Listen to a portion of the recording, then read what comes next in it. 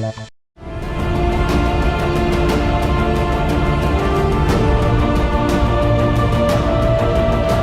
मान सम्मानलाई उपभोग गर्दै किनारामा बसिबक्सियोस् महाराज। हात नलम्काइ बक्सियोस्, आँखा नचम्काइ बक्सियोस् र आफ्ना सन्न मुसन्नहरूलाई नचलाइ बक्सियोस्। यसले सन्न मुसन्नहरूलाई नै अगाडि लिएर आउने हो भने महाराजले नै श्री पेज उतारेर सिंहासनमा राखेर मैदानमा नेता भएर आउनु पर्यो, ताकि प्रतिद्वन्दिता गर्न सकियोस्। लोकतान्त्रिक आन्दोलनमा मदन भण्डारीको योगदान। मान्छेहरूका भोकप्रति, रोगप्रति, मान्छेहरूका समस्याप्रति, शिक्षा र स्वास्थ्यका कुराहरूप्रति ऊ चिन्तित छ कि छैन र बोल्ने, लेख्ने, छाप्ने, सभा सङ्गठन गर्ने, पार्टीहरूमा लाग्ने, आफ्ना विचारहरू एक्सप्रेस गर्ने त्यो कुराप्रति ऊ वास्तवमा साँच्चै हार्दिक रूपले नतमस्तक छ कि छैन।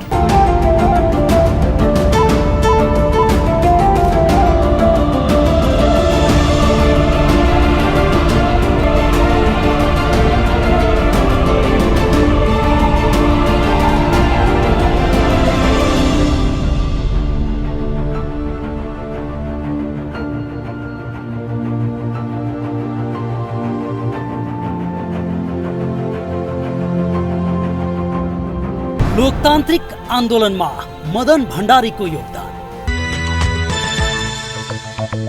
आदरणीय दर्शकवृन्द नमस्कार, कार्यक्रममा यहाँलाई हार्दिक स्वागत छ। आज 70औं जननेता स्वर्गीय मदन भण्डारीको जन्म जयन्ती र आजको यो जन्म जयन्तीको जननेता भण्डारीको जन्म जयन्तीको अवसरमा कम्युनिस्ट नेताहरूसँग हामीले जननेता मदन भण्डारीले जुन पथ प्रदर्शन गर्नुभएको, विशेष गरी स्वर्गीय नेता भण्डारीको जीवनकालमा उहाँले जनताको बहुदलीय जनवाद जुन एउटा सिद्धान्त प्रतिपादन गर्नुभयो यसको यो सिद्धान्तको अहिले व्यवहार विशेष गरी कम्युनिस्ट पार्टीभित्र यसको कार्यान्वयन पक्ष कसरी अगाडि बढेको छ र यो जुन जननेता मदन भण्डारीले पथ प्रदर्शन गर्नुभएको समग्र राजनीतिक सिद्धान्तलाई अहिलेका नेताहरूले कतिको अवलम्बन गर्न सकेका छन् र समग्रमा यी लगायत समग्रमा अहिलेको वर्तमान अवस्थामा नेकपा एमालेको अवस्था र पार्टीभित्रका जुन आन्तरिक समस्या समाधानका सन्दर्भमा आज हामी नेकपा एमालेका नेता सुरेन्द्र पाण्डेसँग कुराकानी गर्न गइरहेका छौँ। विशेष गरी पछिल्लो समय जुन नेकपा व्यावहारिक रूपमा फुटतर्फ अगाडि बढेसँगै नेता पाण्डेले पार्टी एकताबद्धताका लागि आफ्नो तर्फबाट महत्त्वपूर्ण भूमिका निभाउँदै आउनु भएको छ। यसै क्रममा मदन भण्डारीको जुन जन्म जयन्तीको अवसरमा उहाँसँग मदन भण्डारीको स्मरण र पार्टीको सन्दर्भमा उहाँसँग कुराकानी गर्न गइरहेका छौँ। उहाँलाई कार्यक्रममा स्वागत गरौँ। कार्यक्रममा स्वागत छ। हस्, धन्यवाद। आज 70औं जननेता स्वर्गीय मदन भण्डारीको जन्म जयन्ती। खास गरी उहाँले मार्गनिर्देश गर्नुभएको कम्युनिस्ट आन्दोलन समग्र नेपाली राजनीतिको लागि एउटा जुन विशेष गरी जनताको बहुदलीय जनवाद भन्ने एउटा प्रतिपादन गर्नुभएको सिद्धान्त, त्यो अहिलेको अवस्थामा कहाँ छ, कसरी अगाडि बढिरहेको छ, के देख्नुहुन्छ समग्रमा उहाँलाई स्मरण गर्दै आएको भन्नुहोस् न। होइन, सबभन्दा पहिला त नेपाली कम्युनिस्ट आन्दोलनको एउटा सामग्रिक समीक्षा, खास गरी नेकपा माले हुँदै नेकपा एमाले हामीले निर्माण गरेपछि त्यस पार्टीको महासचिवको हैसियतले त्यो क्रान्तिको समीक्षा, त्यो आन्दोलनको समीक्षाको क्रममा नै हाम्रा अनुभवहरूको सैद्धान्तिकीकरण गर्ने सिलसिलामा नै जनताको बहुदलीय जनवाद भन्ने प्रतिपादित भयो कमरेड मदन भण्डारीको अगुवाईमा 2049 सालको महाधिवेशनमा, 5औं महाधिवेशनमा। यो चाहिँ उहाँको निजी नितान्त व्यक्तिगत विचार थिएन, त्यो क्रान्तिको एउटा समीक्षा थियो, त्यो एउटा सारांश थियो। त्यसभन्दा अगाडिका अनुभवहरूको चाहिँ के भने सारांश चाहिँ र त्यसलाई सैद्धान्तिकीकरण गरेको कुरा थियो। त्यसो भएले उहाँको अगुवाईमा त्यो काम भयो। किनभने हामी पञ्चायत विरोधी आन्दोलन हामी पटक पटक गर्दै थियौँ एक्लैले, काङ्ग्रेसले पनि पञ्चायत विरोधी आन्दोलन गर्दै थियो र हामी संयुक्त आन्दोलन गरेर पञ्चायत डाल्यौँ। त्यसपछि हामीले के निष्कर्षमा पुग्यौँ भने हाम्रो व्यवस्था आउँदा चाहिँ नआउन्जेल चाहिँ दलहरूमाथिको प्रतिबन्ध खुल्नुपर्छ भन्ने, हामीले चाहिँ हाम्रो व्यवस्था आउने बित्तिकै चाहिँ दलमाथि प्रतिबन्ध लगाउनुपर्छ र हाम्रो दलले मात्रै खुला काम गर्न पाउनुपर्छ भन्ने कुरा गर्नु हुँदैन। त्यो व्यवस्थामा पनि नयाँ जनवाद जहाँ हामीले भन्ने गर्थ्यौँ त्यहाँ पनि बहुदलीय प्रतिस्पर्धा हुन्छ भन्ने मान्यता हामीले चौथो महाधिवेशनमा नै गरिसकेका थियौँ 46 सालमै। त्यसपछि हामीले 5औँमा आइसकेपछि के व्याख्या गऱ्यौँ भने हाम्रो कार्यक्रमको नाम नयाँ जनवाद यो को नामको बदलेर त्यसलाई बहुदलीय जनताको बहुदलीय जनवाद भन्ने राख्यौँ र सामन्तवाद साम्राज्यवाद विरोधी एउटा कार्यक्रमको रूपमा चाहिँ त्यसलाई हामीले परिभाषित गऱ्यौँ र हाम्रो क्रान्तिभित्र के अरे हामीले अगाडि सारेको व्यवस्थाभित्र एकदलीयता हुँदैन, बहुदलीयता हुन्छ। सारमा हामी सामाजिक आर्थिक रूपान्तरण गर्ने हो, रूपमा हामी बहुदलीयता अथवा चाहिँ लोकतान्त्रिकरण गर्ने हो। यो दुईटाको कम्बिनेसनबाट नै यो जनताको बहुदलीय जनवाद आएको थियो। आज पनि हामी के भनिरहेका छौँ भने सारमा हामी सामाजिक रूपान्तरणै गर्छौँ, समाजवादतर्फ हामी जान्छौँ। रूपमा हामी के गर्छौँ भने बहुदलीय प्रतिस्पर्धाद्वारा दलहरूको बिचको प्रतिस्पर्धाद्वारा स्वयं पार्टीभित्र पनि आवश्यक प्रतिस्पर्धाद्वारा नेतृत्व छान्ने यो विधिबाट जान्छौँ। यही दृष्टिकोण यही विचारभित्रै हामी अहिले पनि छौँ। उहाँले गाइड गरेको विचारभित्रै अहिले पनि हाम्रो पार्टी छ, सिङ्गो देश पनि त्यतैतिर छ। त्यस हुनाले त्यसभन्दा बाहिर छैन अहिले। जस्तो मदन भण्डारीलाई आज सम्झिँदै गर्दाखेरि जननेता भण्डारीलाई सम्झिँदै गर्दाखेरि त्यो समयको भन्दा अहिले नै अलिक बेचैन आएको जस्तो, अलिकति नेतृत्वमा पनि पहिलाको जस्तो अब त्यो सिद्धान्त चाहिँ फलो नगर्नु भएको जस्तो देखिन्छ। विशेष गरी निष्ठा, उहाँको निष्ठा जुन व्यवहार सबै कुरा, यसलाई चाहिँ कसरी मूल्याङ्कन गर्नुभएको छ यहाँले? अब सिद्धान्त त कसरी लागु भएको छ कि छैन, के देख्नुहुन्छ? होइन, यस्तो हो। अब मदन भण्डारी मूल रूपले क्रान्तिको बेलाको नेता हुनुभयो। उहाँ चाहिँ बहुदल आउनुभन्दा अगाडि नै पार्टीको महासचिव हुनुभएको थियो र बहुदल आइसकेपछि 4-5 वर्ष 3-4 वर्षभन्दा उहाँ रहनु भएन होइन, उहाँको हत्या भयो। अब त्यसपछि जो हामीले बहुदलीय प्रतिस्पर्धाको क्रमबाट पार्टी गुज्रिँदै गर्दा उहाँ छौन्जेल हामी हुन त अन्तरिम सरकारमा गएका थियौँ। त्यसपछि हामी सरकारमा पनि थिएनौँ। अहिले त पटक हामी सरकारमा गयौँ, संसदमा पनि निरन्तर अभ्यास गर्दै आउने सिलसिलामा यो नयाँ घटनाक्रमहरू प्रकट हुँदै गएर कतिपय जीवनशैली होइन, कार्यशैली, विभिन्न किसिमका स्वार्थहरू या विभिन्न कुराहरू विकसित हुँदै जाने एउटा नयाँ परिस्थिति बन्यो। त्यो सायद उहाँ बसेको भए नि हुन्थ्यो, यो उहाँ आजसम्म रहेको भए पनि हुन्थ्यो यो कुरा, किनभने यसभन्दा बाहिर हामी हुँदैन थियो।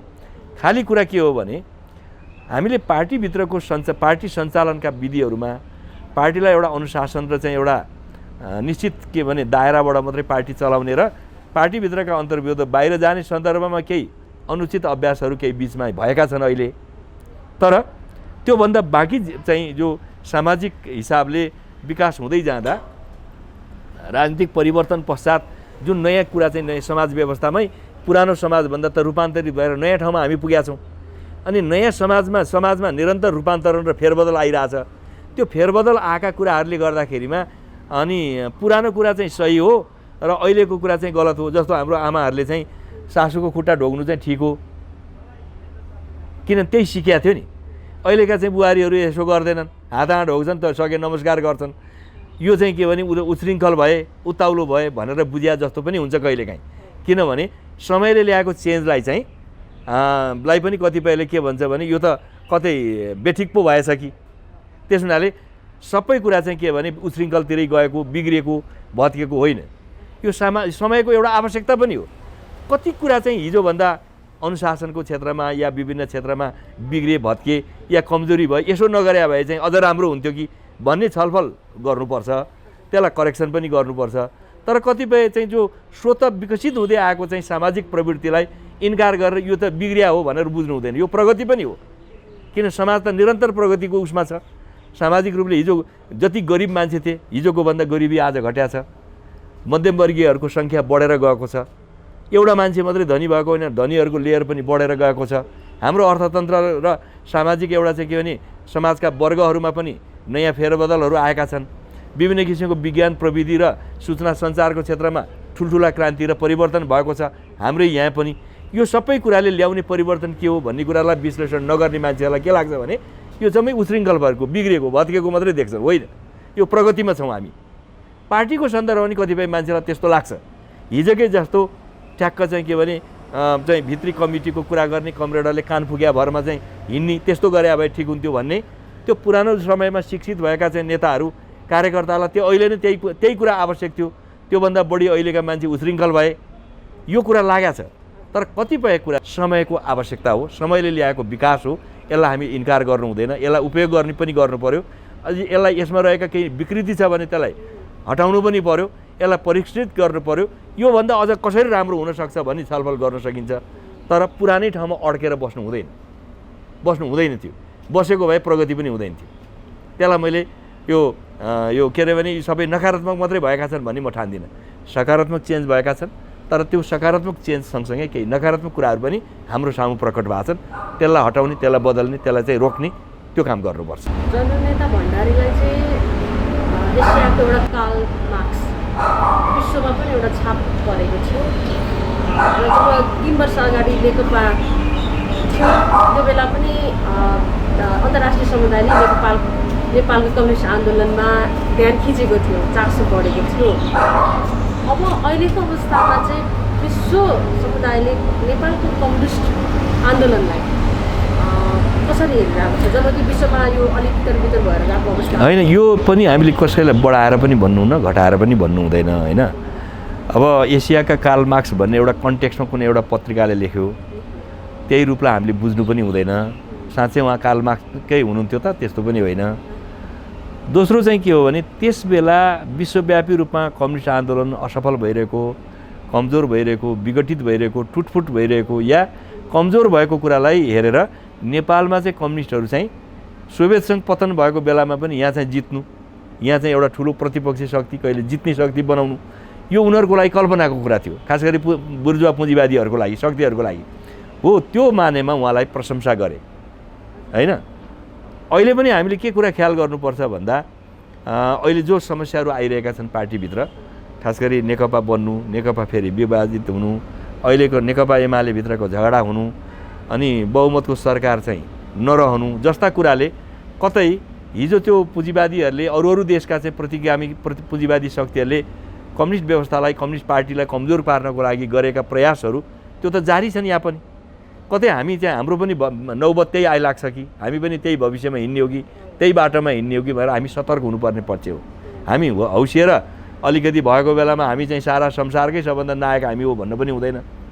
दोस्रो, हामी अलिकति कमजोर भएको बेलामा कमजोर गर्न सक्छन् भन्ने कुरालाई ख्याल पुर्याउनुपर्छ। जहिले पनि होसियार हुनुपर्छ। यो बिचमा बरु होसियार भएनौँ कि भन्ने हो। होसियार भएको भए यस्तो चिज आउँदैन थियो होला। हामी संयम भएर होइन कति कुरा नबोलेर बढी गरेर देखाउनु पर्ने बेलामा हामी बोल्ने धेरै कम गर्ने भयौँ कि होइन, एक आपसमा भएको एकतालाई हामीले चाहिँ जोगाउन सकेनौँ कि, यो कुरा हामी समीक्षाको विषय बनाउनुपर्छ। र यसबाट अझै हामीसँग समय छ। अझै के समय छ भने अहिले पनि हामीले करेक्सन गऱ्यौँ भने हामी यो आन्दोलन जोगाउन सक्छौँ, यसलाई अझै सुदृढ बनाउन सक्छौँ। यस बेला पनि सोचेनौँ भने अरूले जे भविष्य भोगे हाम्रो पनि त्यही नौबत आउन सक्छ। त्यो कुरा हाम्रो एउटा घन्टी हो। यो हुन्छ नि वार्निङ घन्टी। अहिले हामी त्यो वार्निङ घन्टीकै फेजमा छौँ। हामीले सचेत भयौँ जोगिन्छ, सचेत भएनौँ भने यो बर्बादीको दिशातिर जान सक्छ भन्ने मैले चाहिँ त्यसरी देखिरहेको छु। अहिलेको परिस्थितिलाई एउटा वार्निङ घन्टीको रूपमा लिएको छु मैले। नेकपा एमालेको एकताको प्रयासमै हुन्छ यहाँ जब यो जुन मदन भण्डारीदेखि पुष्पलाल भयो, जस्तो अघि सिद्धान्तको कुरा गर्नुभएको थियो, जनताको बहुदलीय जनवादलाई यहाँले पछिल्लो समय बहुदलीय जनवादले जनताको बहुदलीय जनवाद भनेर यहाँले पछिल्लो समय अर्को परिष्कृत गर्नुभएको थोरै, त्यो बिचमा चाहिँ के फरक छ? होइन, पहिला हामीले भने नि सुरुमा 46 सालको चौथो महाधिवेशनमा हाम्रो ओपिनियन कसरी आयो भन्दा हाम्रो सुरुको मान्यता के थियो भने रुसमा पनि कम्युनिस्ट पार्टीले जितेपछि अरू पार्टीलाई त्यहाँ सञ्चालन गर्न दिएन। चीनमा पनि कम्युनिस्ट पार्टीले जितेपछि अरू पार्टीलाई दिएन। हुन त अहिले मल्टिपार्टी कोअपरेसन भन्छन्। कम्युनिस्ट पार्टीलाई मान्ने पार्टीले मात्रै त्यहाँ काम गर्न पाउँछ होइन। तर हामीले चाहिँ के भन्यौँ भने विरोधी पार्टीलाई पनि खोल्न दिनुपर्छ भन्ने हिसाबले हामीले चौथो महाधिवेशनमा चाहिँ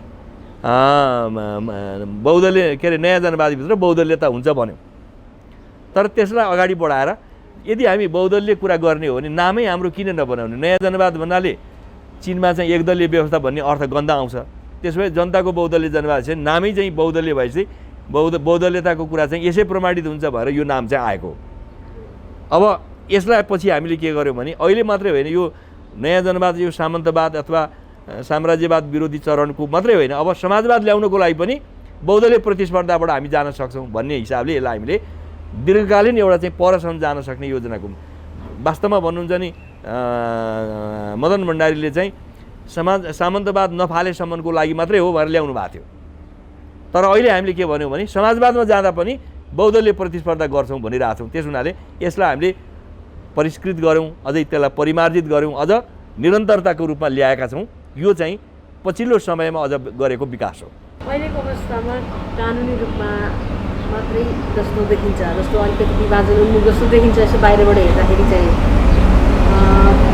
जनताको यो जुन मदन भण्डारीले स्मरण गर्दै गर्दा यो बहुदलीय जनवादलाई खास गरी कसरी कुन पक्षले बोकेर अगाडि बढ्नु होइन यस्तो हो हेर्नुहोस्, आगामी दिनमा म एउटा कुरा म तपाईँलाई के भन्न चाहन्छु भने त्यही मार्क्सवाद हो, त्यही लेनिनवाद हो।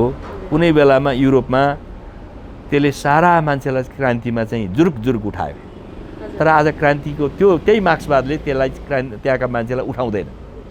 किन भन्दा त्यहाँको शोषण, त्यहाँको दमन, त्यहाँको गरिबीको विरुद्धको एउटा ज्वालामुखी थियो त्यो मार्क्सवाद भने। मार्क्सले उठाएको आवाज चाहिँ के थियो? त्यसको विरुद्धको विद्रोह थियो।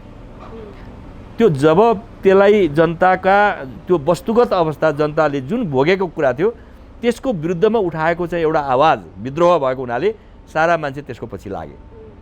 पछि रुसको क्रान्तिमा पनि त्यसै गरे। हामीले यहाँ भएका शोषण, दमन, अन्याय, अत्याचारको विरुद्धमा पञ्चायतले, राजाले गरेको तानाशाहीको विरुद्धमा लडेर जनतालाई जागृत गऱ्यौँ। सारा मान्छे हाम्रो पछि लागे। अनि हामी सधैँ केवल त्यही बितेका कुराहरू मात्रै पढाएर, बितेका हाम्रा योगदानको मात्रै पाठ पढाएर भविष्यसम्म यसले मात्रै हामीलाई चाहिँ पे गर्छ कि यसले नै हामीलाई चाहिँ के भने जिताउँछ कि भनेर लाग्यौँ भने जनता पछि लाग्दैन। यो निरन्तर परिष्कृत हुनुपर्छ। जनताको मुद्दाबाट हामी डेभिएट हुनु हुँदैन। किन नेपाली काङ्ग्रेस ऊ पनि बहुदलीयताको कुरा गर्छ? किन बहुदलीय प्रतिस्पर्धामा हार खायो? नेपालमा साँचो भन्नुहुन्छ नि पहिलोचोटि बहुदलीयताको कुरा गर्ने पार्टी त नेपाली काङ्ग्रेसै थियो नि। तर त्यही काङ्ग्रेस पार्टीले चाहिँ चुनाव जितेन र हामीले जित्यौँ। किन भन्दा काङ्ग्रेसले के गरेछ भने 2012 सालमा वीरगञ्ज अधिवेशनबाट समाजवाद भन्ने पास गर्यो। 15 सालको चाहिँ चुनाव घोषणापत्रमा उसले के लेख्यो भन्दा हाम्रो चाहिँ समाजवाद भनेको चाहिँ एउटा किसानको चाहिँ छाप्रोमा किसानले चाहिँ दुध भात खाएको छ कि छैन भनेर परिकल्पना गरेर नीति बनाउनु भनेर बिपीले भने। घोषणापत्रमा त्यही लेखे। पछि 15 सालको सरकारमा पनि उनले त्यही भने। तर त्यो बेलामा त्यो कुरा गर्नु समाजवाद थियो। किन भन्दा झन्डै 70% मान्छे नेपालमा किसान थिए। किसानको कल्याणको कुरा गर्नु समाजवाद थियो। बागबजार पनि खेत थियो हेर्नुहोस्। असन इन्द्रचोक बाहेक जम्मै त गाउँ नै थियो, खेतीपाती हुन्थ्यो। काठमाडौँ नै सबै खेतीपाती भनेपछि नेपालभरि के थियो होला? किसानको कुरा गर्नु, समाजवादको कुरा गर्नु थियो। तर 2015 सालदेखि 2012 सालदेखि यहाँ आज आइपुग्दाखेरिमा के कृषि अर्थतन्त्रको अवस्था त्यही छ त? किसानको अवस्था त्यही छ त? कति ठुल्ठुला चेन्ज आए? शिक्षामा कति ठुलो चेन्ज आयो? रोजगारीमा कसरी चेन्ज आयो? अरू सारा कुरामा चेन्ज आयो। काङ्ग्रेसले अहिले पनि समाजवादको व्याख्या गर्दा हाम्रो बिपी बाबुले यसो भन्नुभएको थियो भन्छ। जननायक महान बिपीले चाहिँ किसानको चाहिँ भित्तामा किसानको फोटो राखेर अनि किसानको हितको कुरा गर्नु भन्छ, तर सरकारमा जाँदा त्यही किसानको हित पनि कुरा गर्दैन। त्यस कारणले त्यो आउटडेटेड कुरा गरेर, इरिलेभेन्ट कुरा गरेर, परिस्थितिमा आएको परिवर्तित कुरालाई नसमेटेर पार्टी अगाडि जाँदो रहन्छ। हामी पनि जब भन्ने अनि हामीले त्यही वृद्ध भत्ता र केही कुराको मात्रै कुरा गरेर सधैँ चाहिँ के भने हाम्रो चाहिँ के भने चाहिँ जनताले जयगान गाउँछन् भन्ने ठान्दिनँ म। यो त्यस बेला ठिक थियो, अहिले पनि ठिक होला, तर भविष्यमा अझ परिष्कृत गर्नुपर्छ। जनताको हितका यसभन्दा पनि अझ रोचक, आकर्षक, नेपाललाई समृद्ध गर्ने कार्यक्रमहरू अगाडि सार्न सक्यौँ, नेतृत्व गऱ्यौँ। सारेर मात्रै भएन, इमान्दारीपूर्वक कार्यान्वयन गरेर नतिजा दिन सक्यौँ, जनता हाम्रो पक्षमा लाग्छन्। कुरोले मान्छे पछि लाग्दैनन्। किन भन्दा पहिला काङ्ग्रेसले के गर्यो भने कम्युनिस्टहरूले चाहिँ खाल्टा हालेर मार्छन् कम्युनिस्टलाई भन्थ्यो। मान्छे डरले 48 सालको पहिलो बहुदल आइसीको चुनावमा हामीलाई भोट हाल्न डराए। हामी त्यति हुँदा पनि सेकेन्ड लार्जेस्ट पार्टी है भयौँ, दोस्रो पार्टी भयौँ। 51 सालमा हामीले चाहिँ 100 रुपियाँ भत्ता दिने बित्तिकै कम्युनिस्टहरूले त मार्ने भने त कहाँ हुन्थ्यो, यी त गरेर पो देखाउँदो रहेछन्, उल्टो बुढाबुढीलाई माया गर्दो रहेछन्, ज्येष्ठ नागरिकलाई माया गर्दो रहेछन् भनेपछि अब पछिल्लोचोटिदेखि त्यो कुरा गर्न काङ्ग्रेस छोडे। काङ्ग्रेसले गरे, काङ्ग्रेसकै के भनेदेखि चाहिँ लोपखाउँथे जनताले। त्यस कारणले तपाईँ धेरै कुरा गर्नुभन्दा काम गरेर देखाउनु पऱ्यो। हिजो त्यो गरेका कुराले मान्छेले लाभ दिए, के अरे क्रेडिट दिए हामीलाई, यिनीहरू धन्यवादका पात्र हुन्, ठिक कुरा गर्छन्, बोलेका कुरा पुर्याउँछन्। अब त्यति बोलेर मात्रै पुग्नेवाला छैन, किन मान्छेको जीवनस्तर माथि चढिसक्यो, नयाँ पिँढी बढ्दैछ, रोजगारीको समस्या मुख्य समस्या टड्कारो बनाएको छ नेपालमा। तपाईँले यो रोजगारीको समस्या हल गर्न सक्नु भएन भने केवल यस खालका कुराहरूले मात्रै भविष्यका पिँढीले फेरि हामीलाई बोकिरहन्छन्, यो पार्टी चाहिँ ठिक हो भनिरहँदैनन्। त्यस हुनाले हामीले के गर्नुपर्छ भने यो जबजलाई, यो हाम्रा नीतिलाई, हाम्रो व्याख्यालाई अझ परिष्कृत गर्नुपर्छ, अरू परिमार्जित गर्नुपर्छ। अरू नयाँ प्रोग्रामद्वारा चाहिँ जनतालाई हामीले सधैँ चाहिँ के भने हाम्रो पक्षमा उभिनको लागि उभिने अवस्था सिर्जना गर्नुपर्छ। त्यो गऱ्यौँ भने यो विचार कायम हुन्छ। नत्र भने युरोपमा जस्तै एक बेला चाहिँ ज्वालामुखीको रूपमा दन्किरहेको मार्क्सवाद अथवा त्यहाँको क्रान्तिकारी वेब, सारा मान्छे कम्युनिस्ट हुने चाहिँ एउटा जुन जागरण थियो, आज किन भएन भन्दा आज पुँजीवादीहरूले नै त्यो समस्या हल गर्थे। त्यसैको लागि अर्को पार्टी किन खोल्ने भन्नेमा गए उनीहरू। त्यसैको लागि सडकमा जुलुस गर्नुपर्ने दिन आएन होइन। सडकमा जानु पर्यो भए कम्युनिस्ट हुन्थे होला नि तिनीहरू होइन। तर एउटा विकासको प्रक्रियाबाट त्यो सल्भ भएको हुनाले उनीहरू त्यसको लागि चाहिँ के भने एउटा बढी चाहिँ क्रान्तिकारी एउटा छलाङ मारेर फेरि लड्नुपर्ने अवस्था रहेन। हाम्रो यहाँ पनि त्यो दिन आउन सक्छ। किन भन्दा त्यो क्रम विकसित हुँदै जाँदा, समाज अथवा राज्य धनी हुँदै जाँदा बिस्तारै के हुन्छ भने राज्यले कतिपय कुरा चाहिँ एड्रेस गर्दै जान्छ। एड्रेस गर्दै जाँदा चाहिँ सडकमा आउनुपर्ने कुरा आफै घट्दै जान्छ। महिलालाई चाहिँ कसैले चाहिँ रेप गर्यो केस, रेप गरेको रेपिस्टहरूलाई सिधा कडा कारबाही गर्ने, महिलाहरूमाथि कुनै किसिमको चाहिँ सेक्सुअल ह्यारेसमेन्ट गर्ने कुरालाई प्रश्न गर्ने बित्तिकै लगेर थुनिदिने स्थिति बन्नुहोस् त। त्यसपछि मान्छेले यो मुद्दा उठाउँदैनन्, उठाए पनि कार्यान्वयन भएन कहीँ भन्ला। तर मान्छे के हुन्छ भने मेरो सरकारले गर्छ, म त्यसमा ढुक्क छु भन्छ, त्योभन्दा नयाँ एजेन्डामा ऊ लाग्ला। त्यस हुनाले यो चिज चाहिँ सरकारको क्रेडिबिलिटी, सरकारको कार्यान्वयन क्षमतामा भर पर्दै जाने कुरा हुन्छ। त्यो काम चाहिँ हामीले सरकारमा बस्दा सरकारको माध्यमबाट, सरकारमा नबस्दाखेरिमा हामी यसो गर्छौँ भनेर जनताको बिचमा एजुकेट गर्ने काममा लाग्नुपर्छ। सानो चाहिँ हजुरले यसको सान्दर्भिकता घट्दै गएको छ भन्ने भन्नुभएको होइन, सान्दर्भिकता चाहिँ घट्या होइन, त्यति मात्रै कुरा गरेर सधैँ पुग्दैन। त्यति कुराले पुग्दैन, किन मान्छे को नयाँ आवश्यकता बढ्दैछ, मान्छेको चेतना पनि बढ्दो छ, आवश्यकता पनि नयाँ चाहिँ बढ्दो छ।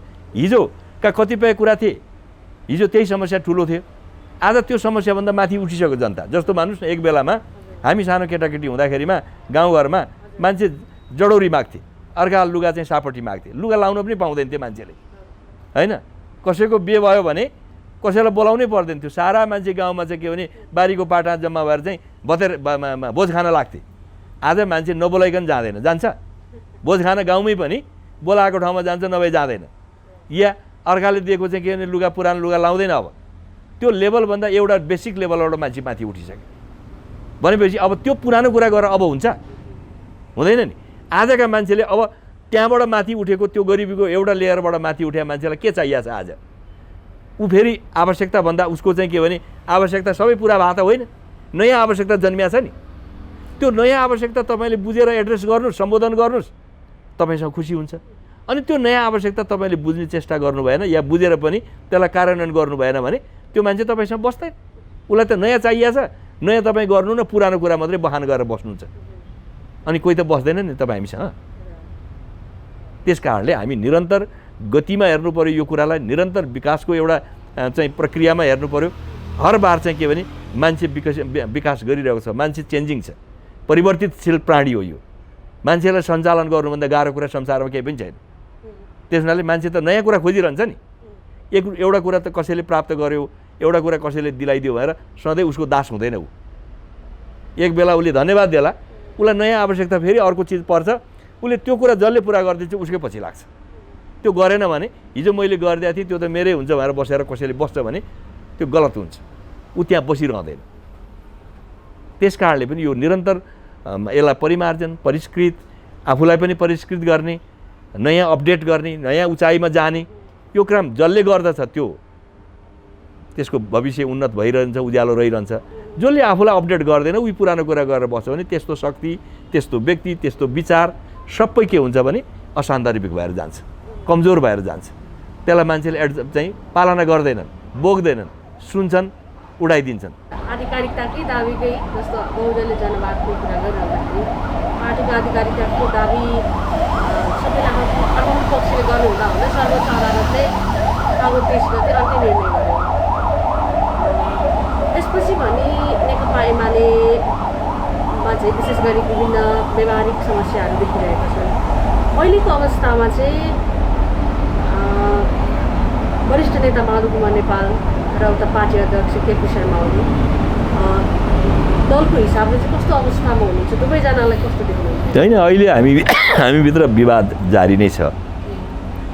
जारी भएको विवाद जहाँ छ त्यहाँ छँदैछ, त्यसमा व्याख्या गर्नै परेन। अब पछिल्लो समय यो विवादलाई समाधान गरेर पार्टीलाई एकताबद्ध गराउन सकिन्छ कि भन्ने प्रयास पनि जारी छ। त्यसो हुनाले अब कसरी हुन्छ, कहिलेसम्म हुन्छ भन्ने त अझै बाँकी नै छ। तर मलाई के लाग्दछ भने हिजोको ठाउँमा न ओली कामरेड हुनुहुन्छ, हिजोको ठाउँमा न माधव कुमार हुनुहुन्छ। किन भन्दा यो कस्तो भइदियो भने संसद रहेन हामीसँग। संसद भनेको चाहिँ जनताको शक्ति हो। जनताको शक्तिले जनताले भर पर्ने, हाम्रो जनप्रतिनिधिले भर पर्ने भनेको चाहिँ संसदमाथि, जनप्रतिनिधि संस्थामाथि हो। त्यो कोल्याप्स गरिदियो भने के हुन्छ? हामी अरू चाहिँ संस्थामाथि डिपेन्ड हुन थाल्छौँ। जस्तो अहिले अदालतमाथि भएको छ। अनि अदालत चाहिँ तपाईँ हामीले भनेको अनुसार गर्छ त? गर्दैन। कहिले तपाईँको हितमा हुने कुरा फैसला गर्दैन, कहिले मेरो हितमा गर्दैन। अनि तपाईँको हितमा गरेर तपाईँ मक्क पर्नुहुन्छ, तपाईँको भोलिबाट तपाईँको अहित हुने कुरा गर्यो, मेरो हितमा गरेपछि म मक्क पर्छु, तपाईँ रुन थाल्नुहुन्छ। यो त चल्दै आएको छ हाम्रो। त्यसैले यसको कुरामा पछि नलागिकन हामीले के गर्नु पऱ्यो भन्दा पार्टीको एकता मिलाउनु पऱ्यो। पार्टीको एकता मिल्यो भने र जनप्रतिनिधि संस्था त अब हामी सङ्कटमा छ। अब पुनर्स्थापित भयो भने यसलाई कसरी बचाउने एउटा खास टाइमसम्म। किनभने अहिले अब चुनाव पनि हुन नसक्ने स्थिति भयो। यो संस्था विघटित भयो भने त एउटा नयाँ सङ्कटतिर देश जान सक्छ, नयाँ सुरुङतिर प्रवेश गर्न सक्छ। त्यस हुनाले यो सुरुङतिर पनि नजाओस्, त्यसलाई जोगाउनु पऱ्यो। हामीले हिजो विगतमा लडेर ल्याएका संविधान, यसमा रहेका व्यवस्थाहरू कसरी जोगाउने, जनहित, लोकहितका, राष्ट्रिय हितका को लागि बनेको यत्रो धेरै चाहिँ त्याग बलिदानबाट प्राप्त गरेको यो संविधान जोगाउनु हाम्रो कर्तव्य पनि हो। दोस्रोतर्फ पार्टीलाई जोगाउनु, पार्टीको एकतालाई जोगाउनु पनि हाम्रो अर्को कर्तव्य हो। त्यस हुनाले यदि हामीले चाहिँ पार्टी जोगायौँ भने व्यवस्था जोगाउनु पनि सकौँला, या व्यवस्था जान खोज्यो भने त्यो त्यसलाई रोक्नको लागि पनि हामी लड्न सकौँला, सडकमा एकजुट भएर लडौँला। भनेपछि सबै सन्दर्भमा नै पार्टीको एकता आवश्यक छ। पार्टी भयो, किनभने नेपालमा हेर्नुहोस् लोकतन्त्रको लागि पार्टीहरू नै मुख्य शक्तिहरू। बहुदल आउँदाखेरिमा 46 सालको आन्दोलनको ले चाहिँ एउटा दुईटा पार्टीलाई चाहिँ बढी एउटा स्थापित गर्यो। एकातर्फ नेकपा एमाले, अर्कोतर्फ काङ्ग्रेस। यी दुईटा शक्तिमा चाहिँ एउटा प्रकारको चाहिँ के भने नेपाली जनताको जुन संस्थापना भन्छौँ नि हामी, त्यो इस्टाब्लिसमेन्ट चाहिँ कहाँ आएर चाहिँ बस्यो। हिजो राजा पञ्चायत, त्योभन्दा अगाडि राणा या अगाडि थियो शाहवंशीय शासन, यसका यो संस्थापनाको राइट भनौँ न, इस्टाब्लिसमेन्टको पावर चाहिँ शक्ति कहाँ ट्रान्सफर भयो? त्यो शक्ति चाहिँ आएर नेपाली काङ्ग्रेस एमालेमा ट्रान्सफर भयो 46 सालपछि। मूल शक्ति यता ट्रान्सफर भयो। अलिअलि राजाको शक्ति पनि बाँकी नै थियो, तर मूल रूपले केमा गर्यो? हस्तान्तरण यता गर्यो। अब बिचमा माओवादी आयो, तर माओवादीले त्यो हैसियत कायम राख्न सकेन। अब बिचमा त हामी एकता गरेर यो एउटै पार्टी बनायौँ भनेको अब अदालतले विभाजित गरिदियो। तर अहिले पनि के हो भने नेपालको कम्युनिस्ट आन्दोलनको हिसाबले मूल शक्तिको रूपमा एमाले नै रहेको छ। यता कङ्ग्रेस छ, अब अलिकति सहयोगी भए पनि सहयोगी शक्तिको रूपमा माओवादी छ। यो जुन संस्थापना नेपालको जो छ, यिनले नै मिलेर अहिलेको लोकतन्त्र र यो संविधान जोगाउने कर्तव्य हाम्रो काँधमा छ। त्यस हुनाले पनि पार्टी जोगियो भने यो कुरालाई जोगाउनलाई पनि मद्दत गर्छ। त्यस कारणले पनि पार्टीको एकता आवश्यक छ, अपरिहार्य छ। पार्टी छुटपुट हुँदा कहिलेकाहीँ देशै सोभियतसँग चाहिँ कम्युनिस्ट पार्टी त्यहाँको विघटित हुँदाखेरि सोभियतसँगै टुक्रेर 15वटा देश भयो। त्यस हुनाले पार्टी कहिलेकाहीँ देश ठुलो हो भन्दा पनि देशलाई पनि डिरेक्ट गर्ने नेताहरूको बिचको झगडाले चाहिँ पार्टी भने त नेताहरू भए, नेताको झगडाले के हुँदो रहेछ भने देशै पनि बर्बाद हुन्छ। देश ठुलो भन्दा भन्दै पनि कहिलेकाहीँ देशभन्दा पनि चाहिँ पार्टीको भूमिका प्रधान भइदिँदो रहेछ। त्यस कारणले पनि पार्टी केही पनि होइनन्, पार्टीले प्रभाव पार्दैन भन्ने होइन। पार्टीभित्रका झगडाले कहिलेकाहीँ देशै बर्बाद हुन्छ। यो कुरा नहोस्, त्यता नजाउँ, डेमोक्रेसी बर्बाद हुन्छ होइन, लोकतन्त्र शासन व्यवस्था बर्बादीमा जान सक्छ। त्यो कुरालाई ख्यालमा राखेर नै अहिले पार्टीको एकता गरौँ। हाम्रो बिग्रेको भत्केको जहाँसम्म पुगेको छ त्यसलाई पनि रोकौँ। अब अरू थप बिग्रिन नदिउँ, सकिन्छ भने राइट ट्र्याकमा फर्काउँ र नोक्सानीलाई चाहिँ कमभन्दा कम नोक्सानी गर्ने अब जो भइसक्यो अब चाहिँ नगरौँ भन्ने हिसाबले छलफल चलिरहेछ। यसैमा एउटा मात्रै होइन, जस्तो अब स्थायी कमिटी बैठक चाहिँ अब जेठ-2मै औपचारिक रूपमा आयोजना गर्ने भनेर भनिसक्नु भएको छ। कमिटीले अर्को आयोजक कमिटीको बैठक पनि बोलाइसक्नु भएको छ असार 16 गते। खासमा यहाँ आफै स्वयं पनि धेरै एकताको लागि भूमिका खेलिरहनु भएको छ। खास समस्या के हो र अब जेठ-2मा फर्कने भनेपछि एकता हुन्छ कि होइन? मुख्य त जेठ-2 नै हो नि, हाम्रो मागै त्यही हो। हामीले सुरुदेखि नै भनेको कुरा त्यही हो। जहाँसम्म तपाईँले जुन आयोजक समिति भनेको छ, अहिलेको एट प्रेजेन्ट यतिखेरको बिन्दुमा आयोजक समिति भन्ने अवैध छ। त्यो अवैध समितिको बैठक बस्नु नि अवैध हुन्छ। मेरो त सल्लाह के छ भने त्यो दिन भेला हुनुहोस्, माइनट केही नगर्नुहोस्। हामीलाई अदालतले अर्को ठाउँमा फर्काइदियो, नेकपा एमालेतिर जाऊ, एमालेको केन्द्रीय कमिटी बनाऊ भनेको छ। केन्द्रीय कमिटी जेठ-2मा फर्किनुपर्छ भन्ने कुरा नै उहाँहरूले मुखले भने हुन्छ, बैठक पनि होइन यो। किन यो बैठक हुन सक्दैन? किन लिखित गर्नु भने त यो जुन अदालतको फैसला कायम रहेछ भने त यो त अवैध कुरा हो नि, बैठक बस्नु नै अवैध हुन्छ नि। त्यस हुनाले मलाई लाग्छ सायद उहाँहरू त्यही कुराको लागि नै यो काम गर्न खोज्नु भएको छ। त्यहाँ माइनट पनि गर्नुहुन्न होला, कुरा मात्रै होला। कुरा गरेर अब के गर्नु, अब अदालतले यसो गर्यो, अब मिल्नु भन्यो, मिल्नुको विकल्प छैन, नेकपा एमालेको बैठक केन्द्रीय कमिटीको बैठक गरौँ, जेठ-2मा फर्क्यौँ, सायद यही कुरा हुन्छ होला। यो कुरा गऱ्यो भने एउटा हामीले हिजोदेखि नै उठाउँदै आएको कुरा के हो भने हामीले सुरु दिनदेखि नै जेठ-2मा फर्किनुपर्छ। तपाईँले 23 गते अदालतको फैसला पछि जेठ-2मा फर्क्यौँ भनेर भनेको कुरा मान्नु भएन केपी कामरेडले। 28 गते बैठक बसेर हामी आयोजक समिति बनाउने, अर्को गर्ने भन्नुभयो। त्यही कुरा गलत थियो नि। त्यो कुरा गलत भएको कुरा बल्ल अहिले आएर स्वीकार हुन थालेको छ, किनभने त्यो पनि अदालतले यसो भनिदिइसकेपछि। त्यसो हुनाले मलाई के लाग्दछ भने कतिपय मान्छेले अदालत सक्रिय हुनु चाहिँ उचित होइन भने पनि कहिलेकाहीँ त्यो सक्रिय हुनुपर्ने निकाय सक्रिय नभएर पनि नहुनुपर्ने भए पनि कहिलेकाहीँ सही कुराको लागि पनि उसको भूमिकाले काम गरिरहेछ। अहिले चाहिँ मलाई लाग्छ सहीतिर फर्किनलाई यसले मद्दत गरिरहेछ भन्ने मलाई लाग्छ।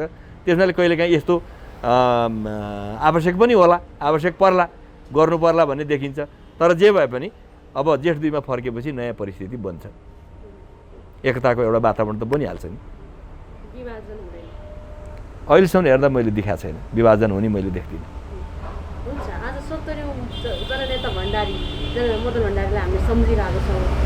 जस्तो उहाँको जीवनकालमा र दुःख जीवनकालमा पनि कुनै सहकार्य गरेका कुराकानी धेरै छन्, यति होइन, अनेक सन्दर्भ छन्। मदन भण्डारीसँग एक दिनको होइन, धेरै वर्षको सहकार्य छ मेरो है, धेरै वर्षको सहकार्य छ। र अब अझै भन्नुहुन्छ भने 46 सालमा हाम्रो चौथो महाधिवेशन भयो। चौथो महाधिवेशन भएपछि मलाई उहाँले नै चोइस गरेर रोजेर म विराटनगर कोशी गएँ होइन, त्यहाँको पार्टी काममा। बौद्धल आएपछि एउटा कस्तो संयोग भयो भने फेरि मलाई पार्टीले कर्णाली पठाइदियो। पठाउँदाखेरिमा पत्रकारले चाहिँ तपाईँहरू जस्तै पत्रकारले के लेखिदियो भन्दा मदन भण्डारीको जेठान यहाँबाट बिदा भएर गयो भनेर लेखिदियो। किनभने विद्या पाण्डे, म पनि सुरेन्द्र पाण्डे, मदन भण्डारीको जेठान यहाँबाट बिदा भएर गयो। अब को मान्छे के कहाँको म होइन, विद्याजीको माइती चाहिँ भोजपुर होइन, भोजपुरको पाण्डेको छोरी। तर पत्रकारले कहिलेकाहीँ त्यस्तै गर्छ नि होइन। त्यसपछि लेखिदियो। अब मदनसँगका मेरा धेरै नजिकका छेडहरू छन्। उहाँसँग मेरो पहिलो भेट 37 सालमा भेट भएको थियो। मोरङको के अरे हरैँचा भन्ने ठाउँमा चाहिँ भूमिगत हिसाबले एउटा हाम्रो भेला थियो, पार्टीको भेला थियो। त्यो भेलामा के थियो भने मजदुर फाँटका कार्यकर्ताहरू र मजदुर फाँटमा काम गर्ने पार्टीका नेताहरूको भेला थियो। मैले त्यस बेला काठमाडौँमा बसेर मजदुर फाँट पनि हेरिरहेको थिएँ। त्यस हुनाले काठमाडौँको हिसाबले रिप्रेजेन्ट गर्दै म गएको थिएँ। अब त्यसबेला सिपी मैनाली नै महासचिव हुनुहुन्थ्यो। त्यो बैठकमा सिपी मैनाली पनि हुनुहुन्थ्यो त्यो बेलामा। अनि अब त्यो कोशी हेर्ने नेताको हिसाबले मदन भण्डारी पनि हुनुहुन्थ्यो। मजदुर फाँटको प्रमुखको हिसाबले मुकुन्द नेउपाने पनि हुनुहुन्थ्यो र अरू थुप्रै करिब 15-20 जना मान्छेहरूको त्यहाँ भेला थियो। हाम्रो सायद 2 दिने भेला थियो। त्यो भेलामा मेरो पहिलोचोटि भेट भएको थियो। अब त्यसपछिका घटनाक्रममा त हाम्रो रेगुलर नै भेट हुन थाले। काठमाडौँमा मैले काम गर्दा पनि उहाँ रेगुलर काठमाडौँ आउने। एउटा प्रसङ्ग अजीबको एउटा प्रसङ्ग म तपाईँहरूलाई सुनाउन चाहन्छु। मदनसँगको एउटा सम्बन्ध यो 42-43 सालतिरको कतिखेरको कुरा हो। समय बिर्सेँ मैले। अस्कल क्याम्पसमा पढ्ने एकजना विद्यार्थी कार्यकर्ता हुनुहुन्थ्यो। उहाँले चाहिँ अहिले उहाँ मिलिट्रीको जर्नल हुनुहुन्छ। म यो अब उहाँको प्रोफेसनल कुरालाई हेरेर मैले बताउँदिनँ। अनि उहाँ त्यसबेला विद्यार्थी नेता हुनुहुन्थ्यो। अनि उहाँले चाहिँ पार्टीको एउटा नेतासँग, पार्टीको के अरे जिम्मेवार कामरेडसँग भेट्नु पर्यो भनेर खबर पठाउनु भएछ। अनि पार्टीको विभिन्न च्यानलबाट मलाई खबर आइपुग्यो। म भेट्न गएँ अस्कल क्याम्पसको उतापट्टि अस्कल छात्रावासप्रतिको गेटमा। अनि उहाँले मलाई 4 पेजको एउटा कागज दिनुभयो। त्यो कागजमा के रहेछ भन्दा लेखेको कागज। अनि मैले त त्यहाँ कागज फर्केर पढ्ने त कुरा थिएन। यो कसरी प्राप्त गर्नुभयो भनेपछि उहाँले सर र त्यसको कथा बताउनु भयो। म फर्केर आएपछि तुरुन्तै त्यो कागज चाहिँ त्यसबेला महासचिव झलनाथ हुनुहुन्थ्यो। माधव नेपाल यहाँ काठमाडौँ भ्यालीमै हुनुहुन्थ्यो, यहाँको प्रमुख। अनि हामीले एकछिन चाहिँ कुराकानी गऱ्यौँ 3 जना भएर। त्यो कागज मैले उपलब्ध गराइदिएँ। त्यसमा के थियो भन्दा श्वेत शार्दुल भन्ने, सागर भन्ने, बर्बरिक भन्ने, बिबिआर भन्ने, यसो हेर्दा झट्ट हेर्दा पन्जाबी जस्तो लाग्ने मदन भण्डारी नामको मान्छे, यस्तो नामबाट चिनिने त्यो व्यक्ति चाहिँ फलानु ठाउँमा आइजाइ गर्छ, फलानु ठाउँमा उसको सेल्टर छ, फलानु ठाउँमा यहाँसम्म कि हतियारै पनि राखेको छ। किन त्यो बेला हामी त भूमिगत पार्टी सशस्त्र सङ्घर्ष गर्नुपर्छ भनेका। अनि विभिन्न किसिमका गोप्य डकुमेन्टहरू छन् र फलानु व्यक्ति जिल्ला सचिव छन् सम्भवतः भनेर लेखेको एउटा कागज मलाई उहाँले दिनुभयो। अनि यो कसरी प्राप्त भयो त भन्दा पदम चुडाल भन्ने एकजना मान्छे मोरङ जिल्लाकै पहिलाका नेकपा मालेको सचिव भएका मान्छे रहेछन् इमिडिएट पहिला। ती मान्छे चाहिँ उनको मितदाई रहेछन् र आएर डेरामा बसेछन् त्यहाँ अस्कलमा। अनि बसेर उनले चाहिँ त्यो लेखेछन्। सम्भवतः फेर गरेको कागज कहीँ बुझाए पञ्चायतको कुनै निकायमा रफ गरेका कागज छोडेछन्। त्यसपछि उनी चाहिँ मेरो पार्टीलाई खतम गर्न लागेको रहेछ, यो मेरो मितदाई त भन्ने उनले बुझेर पार्टीलाई उनले खबर गरेर त्यो सामग्री दिएपछि हामी त भूमिगत मान्छे थियौँ। यहाँबाट सिधै अब विराटनगर जान नसक्ने, त्यहाँ तुरुन्तै पक्राउ गर्ला भन्ने भयो। त्यसपछि हामीले एकजना कर्मचारीलाई यहाँबाट प्लेन चढाएर पठायौँ र उहाँले तुरुन्तै विराटनगर गएर मदन कमललाई भेट्नुभयो। हामीले सबै चाहिँ र अब सुरक्षित हुने ती लेखिएका सबै ठाउँहरूमा नबस्ने, अर्कै नयाँ ठाउँहरूमा चाहिँ बस्नुहोस् भनेर खबर पठायौँ र तुरुन्तै काठमाडौँ आउने खबर पनि पठायौँ। किन भन्दा यी सबै सल्लाह गर्नलाई कागज त यहाँ त्यो बोकेर जानुभएको थिएन उहाँले त। त्यसपछि उहाँ काठमाडौँ आउनुभयो। आएपछि यो सबै उहाँले आफैले पनि देख्नुभयो, मसँग पनि उहाँले सोध्नुभयो के भएको थियो भनेर सबै बताएपछि त्यो चाहिँ यदि त्यो कागज हामीलाई पहिला प्राप्त नभएको भए सायद पुलिसले उहाँलाई पक्रिन्थ्यो, के हुन्थ्यो भन्न सकिन्थ्यो, मार्न पनि सक्थ्यो, के पनि गर्न सक्थ्यो। अनि तर त्यस्तो हुन पाएन। हामीले सम्पूर्ण सेल्टरहरू परिवर्तन गऱ्यौँ। आउने जाने बस्ने बसोबास गर्ने खाने पिने गर्ने सबै ठाउँ चेन्ज गऱ्यौँ। त्यो कागजमा लेखिएको र त्यहाँ थाहा पाएका कुराहरू सबै बदल्यौँ। अझ भन्ने नि पदम चुडाललाई थाहा भएका जति कुराहरू पनि बदल्यौँ। त्यसरी मदन भण्डारीसँग सम्बन्धित एउटा त्यो घटना ज्यादै नै महत्त्वपूर्ण घटना त्यो भएको थियो है। अब यस्ता अरू धेरै छन्, मैले समयक्रममा बताउँला। तर मदनसँग मेरा धेरै घनिष्ठ, धेरै नजिक, धेरै कार्यक्रमहरूमा हामी सँगै रह्यौँ। अब सँगै भात एउटै थालमा पनि खाइयो, एउटै थालमा खान्थ्यौँ हामी, एउटै बेडमा सुत्ने त्यो स्थिति पनि रह्यो। अब काठमाडौँमा आउँदा रेगुलर जस्तो, खास गरी 41 सालमा उहाँ पोलिट ब्युरोमा काठमाडौँमा आउनुभयो। त्यसपछिको पोलिट ब्युरोको अक्सर बैठक काठमाडौँ हुन्थ्यो। हरेक बैठकको एरेन्ज मैले गर्थेँ। त्यसो हुँदाखेरिमा यहाँ त भेट नहुने त प्रश्नै भएन होइन। अनेक अब अरू कार्यक्रमको लागि पनि उहाँ रेगुलर आइरहनुहुन्थ्यो, त्यस सिलसिलामा पनि भेट भइरहन्थ्यो। त्यस हुनाले मदन भण्डारीसँगका अविस्मरणीय क्षणहरू धेरै छन् र अब अहिले सम्मान्य राष्ट्रपति विद्या धर्मपति उहाँ यो जुन पछिल्लो उहाँको चाहिँ घटना भएपछि दासढुङ्गा काठमाडौँबाट जाँदा त हामी अलग अलग गयौँ, फर्केर आउँदै बेला हामीसँग एउटै गाडीमा आएको थियौँ। उहाँसँगै म फर्केको थिएँ, त्यहाँ हाम्रो धेरै सल्लाह पनि भए, कुराकानीहरू पनि हुन्थे। त्यसो भए धेरै अब पारिवारिक हिसाबको अन्तरङ्ग कुराहरू छलफल हुन्थे। अब त्यो कुरा त अब उहाँप्रति अहिले तपाईँहरूले जुन स्मरण गराउनु भयो, आज उहाँको जन्मदिन भएर उहाँप्रति मेरो श्रद्धाञ्जली छ। उहाँका धेरै अधुरा सपना रहे, भेरी यङ एजमा उहाँको चाहिँ अवसान भयो, जो नेपालको आन्दोलनले धेरै ठुलो क्षति बेहोर्नु पर्यो।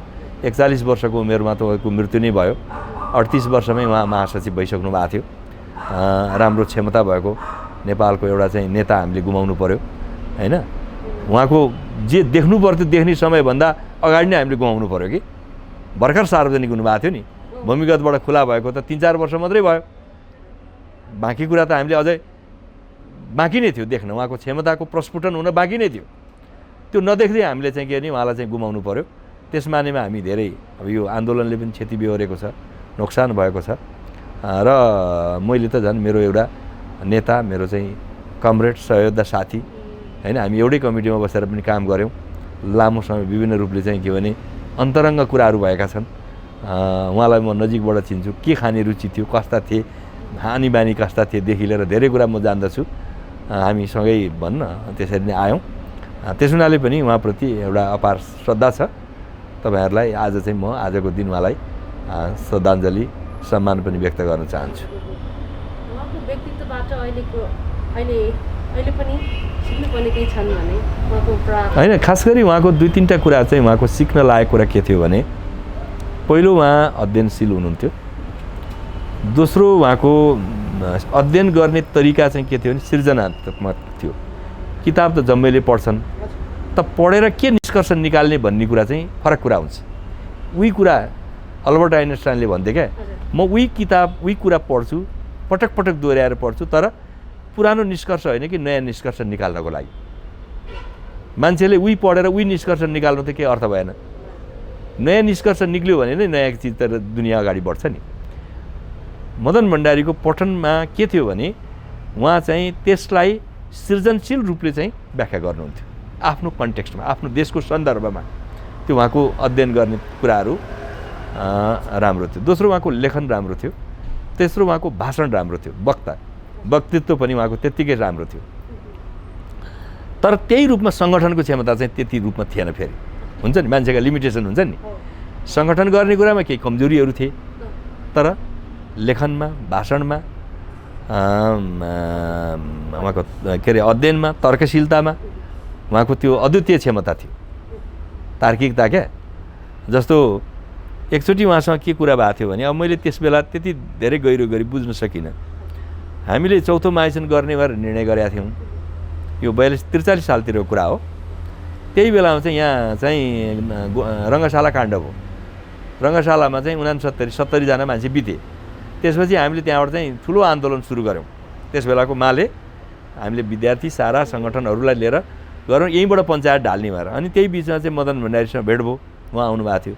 अनि उहाँले के भन्नु भने, यस्तो सेन्टिमेन्टल कुरामा, इस्युमा पञ्चायत ढाल्ने आन्दोलन सफल हुन्छ? यो त सेन्टिमेन्ट हो, केही दिनमा सेन्टिमेन्ट त ठन्डा हुन्छ। मान्छे मरे गलत कुरा हो, त्यो सरकारले अब त्यो ढोका बन्द गरेको कारणले चाहिँ भाग्न नपाएको कारणले मान्छे मारे। कुनै इन्टेन्सनली मान्छे मारौँ भनेर ढोका बन्द गरे पनि थिएन रङ्गशालामा होइन। अब त्यो त के भने जोसुकै मान्छे भित्र नछिरोस्, पैसा नतिरेको मान्छे बाहिर भित्र नआओस् भनेर ढोका बन्द गरेको थियो। अब पुलिस कता गयो, त्यही बेला चाहिँ हावा हुन्डरी आयो, भाग्न पाएन मान्छे। त्यसबेला चाहिँ के भनेदेखि इमर्जेन्सी रेस्क्यु हुन सकेन। त्यो त एउटा भवितव्य थियो। भवितव्यको मुद्दाले चाहिँ क्रान्ति हुन्छ। क्रान्ति गर्नको लागि त एउटा सुविचारित कुराहरू हुनुपर्छ, योजना हुनुपर्छ, छलफल हुनुपर्छ, त्यो सम्बन्धित शक्तिहरू, राजनीतिक शक्तिहरूसँगको वार्ता हुनुपर्छ, उनीहरूसँगको मिटिङहरू हुनुपर्छ, संयुक्त कार्ययोजना हुनुपर्छ, तब न पञ्चायत जान्छ, त्यसै जान्छ भनेर उहाँले भन्नुभएको थियो। पछि 46 सालको आन्दोलन स्वाभाविक रूपमा कङ्ग्रेससँग पनि बातचित गरेर सारा कुरा गरेर हामीले जसरी पञ्चायत ढाल्यौँ त्यो चाहिँ एउटा प्लान्ट कुराले मात्रै गर्दो रहेछ। जसरी 62-63 मा माओवादी सहितको सहकार्यमा जसरी प्लान्ट हिसाबले चाहिँ राजतन्त्र गयो, सेन्टिमेन्टमा जाँदैन नि। सेन्टिमेन्टको आन्दोलन चाहिँ केही दिनको लागि हुन्छ। त्यस हुनाले उहाँको त्यो अध्ययन गर्ने र निष्कर्ष निकाल्ने तरिका चाहिँ के थियो भने मोर क्यालकुलेटिभ, भावनामा होइन यथार्थमा उभिएर, तथ्यमा उभिएर, तर्कमा उभिएर मात्रै चाहिँ परिणाम आउँछ भन्ने कुरा जो गर्नुहुन्थ्यो एकदम सही कुरा हो। त्यस हुनाले अहिले पनि म चाहिँ आजका कम्युनिस्टहरूले चिन्नुपर्ने, आजका राजनीतिक कर्मीले जान्नुपर्ने कुरा के हो भने भावनामा होइन, आवेशमा होइन, उत्तेजनामा होइन, रियालिटीमा, तथ्यमा उभिएर मात्रै के भनेदेखि निष्कर्षमा पुग्ने कुराले सही निष्कर्ष हुन्छ, समयमा निष्कर्ष आउँछ, अन्यथा आउँदैन। समय र विचारको लागि धन्यवाद। हस्, धन्यवाद। दर्शकबिन 70औं जननेता स्वर्गीय मदन भण्डारीको जन्म जयन्तीको अवसरमा आजको यस विशेष कार्यक्रममा हामीले नेकपा एमालेका नेता सुरेन्द्र पाण्डेसँग कुराकानी गऱ्यौँ। उहाँ पछिल्लो समय नेकपा एमाले एकताबद्ध गर्नको लागि आफ्नो तर्फबाट महत्त्वपूर्ण भूमिका खेल्दै आउनुभएको छ। पार्टी अध्यक्ष केपी शर्मा ओली पक्षका नेताहरूसँग औपचारिक र अनौपचारिक छलफल पनि उहाँले गर्दै आउनुभएको छ। व्यक्तिगत रूपमा यी लगायत जननेता मदन भण्डारीले जुन मार्गनिर्देश गर्नुभएको कम्युनिस्ट आन्दोलन र समग्र राजनीतिक यात्राको सन्दर्भमा हामीले उहाँसँग कुराकानी गऱ्यौँ। यस्तै विशेष प्रस्तुतिका साथ यहाँहरूसँग हामी कार्यक्रममा पुनः जोडिनेछौँ नै। आजको लागि भने क्यामेरा पर्सन ध्रुव अधिकारी सहित म सपना थामीलाई बिदा दिनुहोस्। नमस्कार।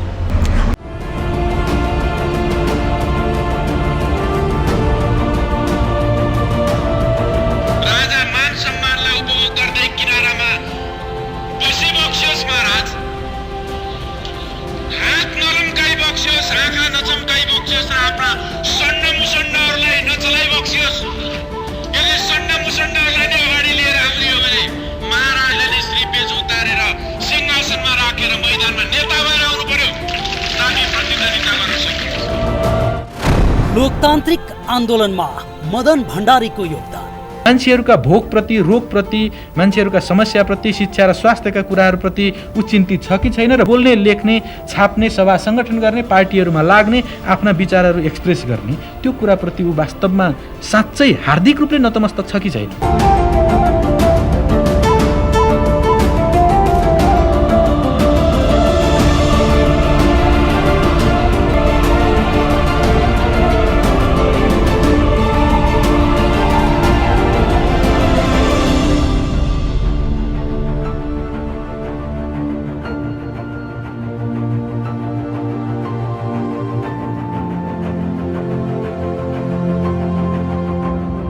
लोकतान्त्रिक आन्दोलनमा मदन भण्डारीको योगदान।